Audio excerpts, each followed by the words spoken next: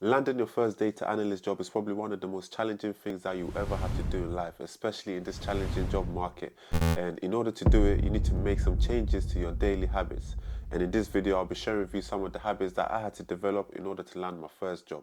But firstly, before I go on, I just want to encourage you that even though it's quite challenging to break into tech at the moment, I can 100% promise and guarantee you that as long as you're consistent and persistent, you will definitely land your first job. Those two are the secret ingredient. Being consistent and persistent and just improving a little bit each day. As long as you're able to do that, I can 100% promise you that you land your first job. All right, here are some of the habits that I had to develop to help me to land my first job. So one of the habits that I had to develop was making sacrifices. This was very, very important because there's just not enough time in the day, so I had to cut back on a lot of things in order to, help me to find the time in order to study. So things like you know, going out, was limited. I only went out when I felt like I had to, someone important to me was doing something like very special, then of course, I'll go. But even that, I probably wouldn't even stay all the way to the end because the time was just not there because I was working full time and I was working shift work. So it's a lot up and down and doing a lot of extra hours to help me to meet my responsibilities, So yeah, going out socially was very limited. And then things like playing video games, like I stopped playing video games a long time ago anyway, but there was a point where like all my friends literally bought PlayStation so that they can sort of connect with each other online. It's just a way to yeah, just connect and sort of de-stress.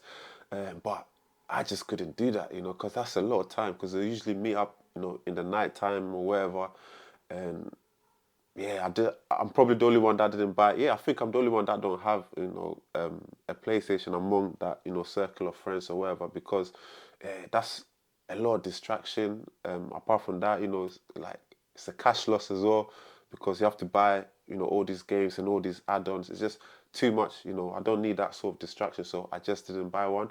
And I also had to be quite selfish a little bit with even family because I'm someone that anytime a family member calls me, I'm there. I've tried my best to be there for like everyone in my family, my extended family, wherever they need.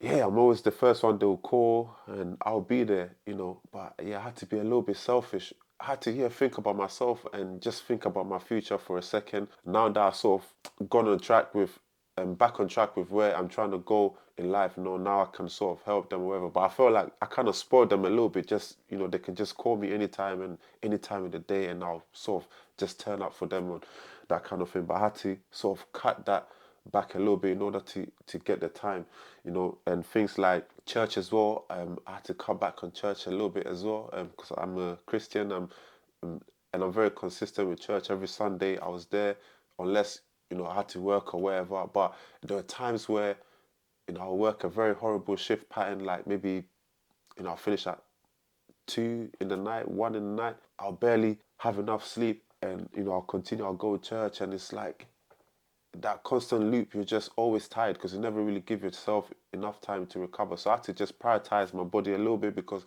obviously the more tired you are, the more difficult it is to sort of study and do the things that you need to do. So even church, I had to cut back a little bit. I was still going, but not like the way I was doing it before, where even if I was tired, no matter what was going on, I had to sort of go. So I had to cut that back a little bit. And things like listening to music, I barely listen to music, I'll be honest with you, because listening to music, I tend to, kind of prefer listening to podcasts now anyway, so rather than listen to music, I rather listen to a podcast around, data analytics or something like that. And you know what? And it wasn't even on purpose. It's like it got to the point where I really enjoy it, just listening to more about data analytics. It really helped me to grow. So I sort of cut back on music a little bit. Like if I'm in the gym, rather than listening to music, I'll be listening to like a podcast around, data analytics or something like that. So these are essentially some of the sacrifices that I had to make in order to help me to land my first job. And the next thing is I had to grow thick skin as well. So when you're trying to break into this industry, I promise you, you have to have a lot of thick skin because you face a lot of rejections, especially at the beginning. Oh, like I was just receiving rejections left, right, center. Sometimes you'd be having a good day and a rejection email would just come through from a job that you applied for that you thought, you might at least stand a chance of, getting to interview.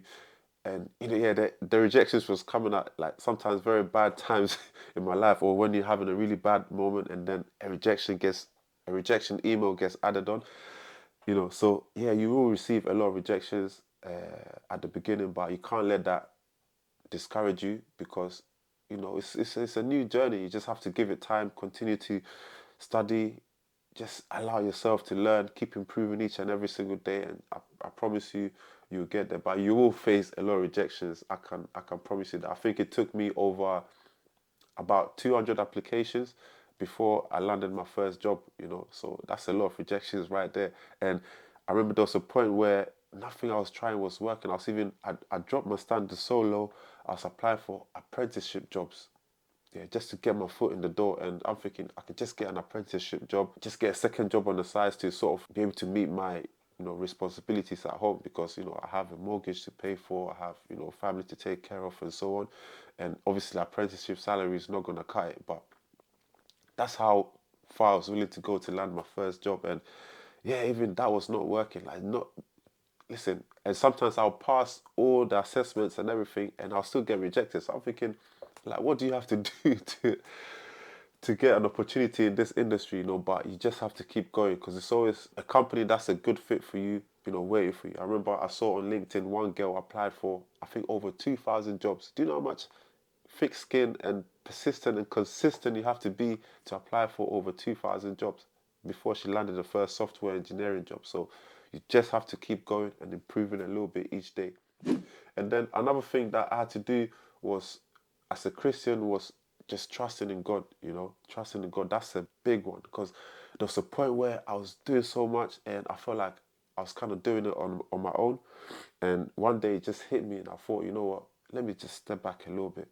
Yeah, I'm doing too much on my own. Let me try and lean on God and see what He could do for me. And that was a game changer right there. And immediately when I had that thought and I did that, and I just did my bit and just left the rest to God. And I did a bit of fasting as well. I fasted for like a week at one point, and just focused on God, and that really helped me to relax and took a lot of the stress off me because I was incredibly stressed, because I was really trying to drive through this career change. So just leaning on God was one of the best decisions that I made. And one of the Bible verses that I reflected on during those moments where my favorite ones, I think, was Isaiah chapter 55 verses 22, I think, off the top of my head, where it just talks about, my way is not your way, and my thoughts are not your thoughts. My ways are higher like the heavens is to the earth. And that just encouraged me that, what, even though, it's taking longer than I want, God knows what He's doing with me. And in the end, I'll talk about this story properly because I've got a testimony to give. God really came through for me, during this career change. I promise you. And I learned so much about God when I did this exercise. And another Bible verse that I reflected upon a lot is Deuteronomy chapter 31, verses 8, where it talks about, and the Lord, He goes before you, He'll be with you, He'll never leave you nor forsake you. So do not fear or be dismayed. That was a very big one for me. And, anytime, I did something and it didn't go the way that I want, I just thought that, what, God knows what He's doing with me. He will not disappoint me. He's already gone ahead and done everything for me. Anytime I had to do an assessment or whatever, interview, I just, reflected on that verse and it just encouraged me that whatever happened, God has something prepared for me. I just have to continue to trust Him and everything will be all right. And even while I'm still in this new job now, I promise you, in this new job, the imposter syndrome is a lot. So a lot of times, I just wake up thinking, you know what, can I continue doing this? Because each day sort of gets harder. The responsibilities keep increasing. They expect more and more from you. You're doing new things and each and every single day, and you have to crack the mind a lot of times. And sometimes I'll get into that sort of negative moments where I'm just doubting myself a little bit. But when I reflect on that verse, it just stabilizes me again, and I feel relaxed. Next is taking advantage of my free time. So as a family man, there's not a lot of time. I'll be honest with you, there's not a lot of time. And in my old job, like I was saying, I was working shift work plus a lot of overtime as well. So the time just wasn't there to be messing around. So how do I find time to learn all the things that I need to learn? So I had to do that on my lunch breaks. On my lunch breaks, I'll take my laptop to work. I'll be studying. I'll be reading books. In my quiet times at work, I'll be studying. I'll go to the library a lot when the house is too loud. Like any little moment that I found, I use it to try and learn something. Another very important thing was just listening to the stories of people that have made it, especially people that are coming from the same sort of circumstances and situations as me. So I listened to a lot of podcasts about like just people's stories, and I particularly like those that were coming from non-traditional backgrounds to landing to going into tech, whether it's software engineering, web development, data analytics, data science, whatever it was. Those are the kind of stories that I like. I remember there was a story of one guy that used to work at KFC and became a web developer or something like that. And there's one that was also like a pastor that broke into tech as well. Those kind of stories really encourages me that what, if someone is able to do that, there's hope for me as well. So I listened to a lot of that and really just just filled me with a lot of hope. So I would definitely recommend doing that. Listen to a lot of things and listen to a lot of stories about people that also had to go through similar journeys or even more difficult journeys in order to land a job, and that would definitely encourage you that there is some hope and some light at the end of the tunnel. And also another very big one is working hard in silence. Yeah, this was a big key for me. Okay, working hard in silence. And so one of the things that I did was just only speaking to people that sort of understand where I'm going and what I'm trying to do, or people that are where I want to be, or people that can help me. You understand? So I didn't just I wasn't just walking around telling everyone I'm trying to do this and do that. No, I only approach people that I know they will help me to get to where I need to go. Maybe, they have some knowledge they want to share with me. They can direct me to a certain person or whatever. Those are the kind of people that I only spoke to. And the reason why is because when you speak to people that don't understand where you're trying to go to, sometimes, they can pin their limitations on you. Yeah, because they don't understand where you're trying to go, but because they fear where you're trying to go, they can rain a lot of doubt and negativity in you, and that will kind of derail you on your journey. So I tried to avoid that. I didn't speak to anybody that didn't understand what I was doing or where I was trying to go, and another advantage of that as well is that it reduces stress and pressure. For me, like my parents, for example, I didn't tell them that I was doing this because, they don't really understand. Even up to now, they don't understand what I do, but like a lot of times they don't realize they do this, but they tend to put like a lot of pressure on you. And before, like you tell them like what you're trying to do, and before you know it, they've told all your family, friends, and uncles and aunties and every single body that, oh, my son or my daughter is a manager at this and that company and this and that, and everyone is just asking you about it, and they'll be putting so much pressure on you. I remember when I was working at the bank, they've gone and told everyone that I was a bank manager, and I had all these uncles and aunties turning up at my workplace wanting loans, wanting to help me to open certain bank accounts. I was like, hey, like, what's going on here? So that's what they do. So like, they don't realize it sometimes, but they too quick to celebrate, so they end up just telling everybody, and then just put so much pressure on you, and you haven't even got anywhere close to landing a job yet. So now they've gone and told everybody. Now they need to. People will be asking them, "Oh, has your son got a job yet?" And they will be coming to you like for feedback all the time, and it just adds so much pressure. So to avoid that, I just didn't tell anybody, not even like close family, only those that kind of understood what I was trying to do. And also, when you work hard in silence, it sort of make the results more impactful than when you finally announce it to people. When you finally tell people, "Oh, like I do this now," like it's more impactful when they didn't know about it before. Because when they know about it, they sort of already anticipated the outcome. So it's not as impactful. So yeah, working in silence is definitely like a key as well. And it just helps you to focus on what you're trying to do. There's no distraction, no negativity. Just focus on what you're trying to do, and that's it. Another habit that I had to develop was also hanging on to my small wins. So, like I mentioned earlier, you will receive a lot of rejections, but what kept me going was just holding on to the small wins. That no matter how small it is, I held on to that win. I remember when I got my first ever phone call from a recruiter.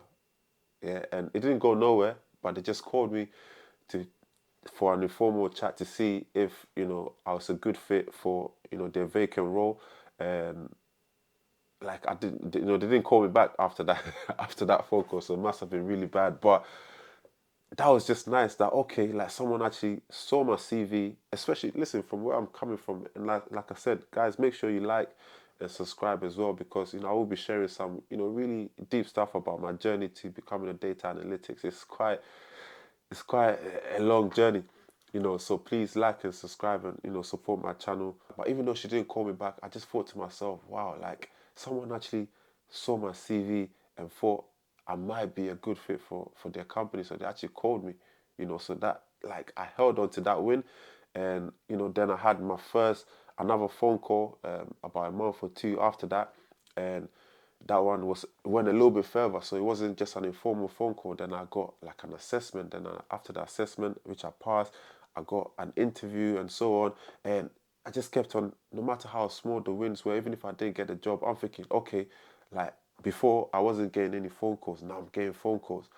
And then before it was just informal phone calls, but now I'm getting assessments and interviews, which means I'm getting closer each and every single day. And that just encouraged me, and I just kept on pushing even harder and working hard and adding more projects to my CV to give me a better opportunity. So yeah, just hang on to your small wins, no matter how small they are. Just remind yourself, even a small win, like like just a few years ago, I didn't know a single thing about coding. I was trash in IT. Like I did IT in college and I got a U. Like I was trash, but now I know some code, and I know all these some of these languages, and I can do all these. Like it's mind boggling to me that I can do all these things. So I hang on to those, and I just keep adding onto it. And then another important habit that you have to develop. This is very important in the tech industry, is like continuous learning. You just have to do it because the industry is constantly changing. You have to always be learning and brushing up on your skills, because you can get caught offside where the industry will change on you and then you'll be left behind. So you always have to be adding and learning new things. Even the new company that I joined, when I joined, they were just using Excel and just Power BI, but now they're just adding more and more, and now we're sort of going more towards a data science route. And I can't just sit there and just say, put my hands up and say I can't do that. You have to figure out and do it on your own, because they just give you um, projects and assignments to just do, and you have to give them a deadline when you can do it by, and they don't care how you do it, just get it done. And in order to do it, you just have to learn. So always continue to learn so that you don't get caught offside. Okay, so that's very important.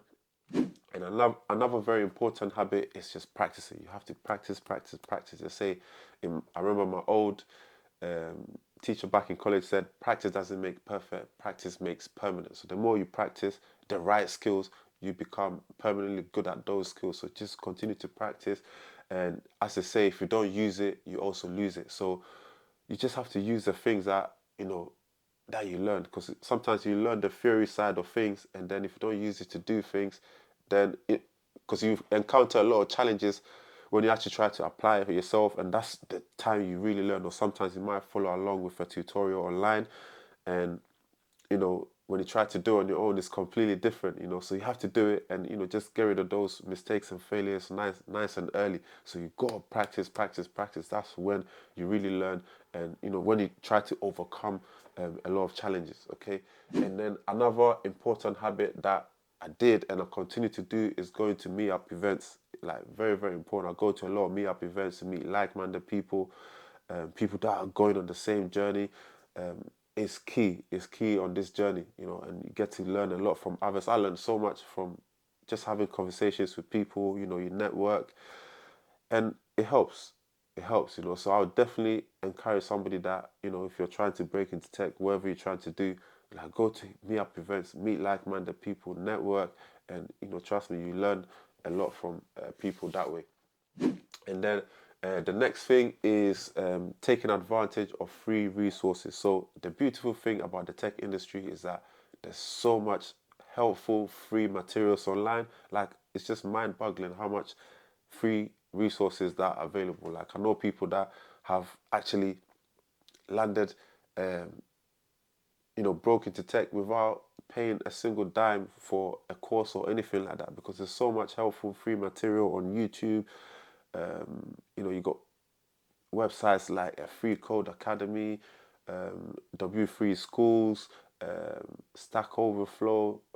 There's so many things, and the beautiful thing about the tech industry is that um, they like to help one another. It's a beautiful community where you know if you go to someone with a problem, they're very eager to try to help you to solve the problem because it also gives them um, it makes them happy as well, being able to help somebody as well. So, yeah, just a beautiful community in general, and I definitely take advantage of the free resources available each and every single day to just continue to learn.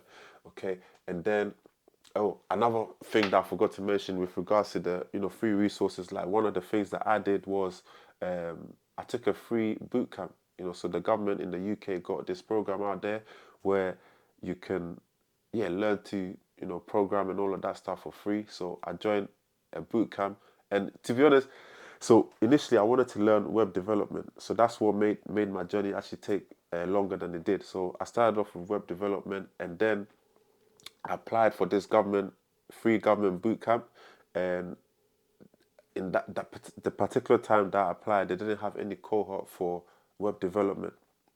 So they recommended data science to me, and I'm thinking that's completely different from what I'm trying to do, you know. But I thought, you know what, it's free at the end of the day. Let me just do it, you know. And then I did it, and it's probably one of the best decisions that I ever made because that's what made me change my mind to go into data analytics because I have a business degree that I never really used, but then all of a sudden doing data analytics sort of I'm able to use my degree now. It's one of the things that helped me to land my current job now because I had a business degree, you know. So yeah, it's just God works in mysterious ways where I wanted to be a web developer, and now through taking advantage of all the free resources or whatever, I've ended up being data analytics. But my long term goal is to go into data science for sure. Okay. Um, and lastly, another thing that I did as well that I think helped me a lot as well on this journey is just to just immersing myself in in the tech world and in data analytics in general. Okay, so I learned this strategy actually when I was learning. So during the lockdown, I was learning Spanish. Yeah, and one of the best ways to learn a new language is just to immerse yourself in the language. So just listen to as much music in the language as possible. Um, Listen to a lot of podcasts, watch a lot of YouTube videos. Trust me, Duolingo and all of that stuff is it's rubbish. You know, it's not going to help you to really learn the language. But just listening to music like the radio and watching movies in that language, that helps you to pick up so many things that you'd have never picked up if you're just learning like the traditional way. You know, so I applied that strategy to data analytics as well, where I just consume as much content as possible, around data analytics. I just, when I'm in the shower, I'm listening to some, like a podcast about data analytics. I'm listening to, a YouTube video about something. And just by doing this, you pick up little things that you never pick up if you just did things the normal way. And these things that I picked up help me a lot on, like in things like when I'm doing my interviews, for example. Sometimes during the interviews they might ask you a question that like you didn't expect, but just knowing these little things helped me to get over the line in some of my interviews, especially in the recent one that I just had. There was a point where they asked me a question that had I not been immersing myself in data analytics, that would have really caught me offside. So yeah, that helps a lot. So just immerse yourself in the industry that you're trying to break into. Just learn and listen to as many things as possible, and trust me, that will definitely help you to get over the line. So guys, that's what I want to share with you. These are some of the habits that I had to develop in order to help me to land my first job as a data analyst. I hope you learned something from it and found some value in it. If you did find any value in it, please do make sure you like the video and also subscribe to my channel. It's a new channel that I started, and I'm really trying to grow it and just help as many people as I can with my experience and my journey. So I'm someone I'm quite new in data analytics. So I just want to share my journey to help people that also, trying to break in as well. So yeah, just make sure you subscribe and, help me to get those subscribers up. All right, I'll see you in the next one. Peace.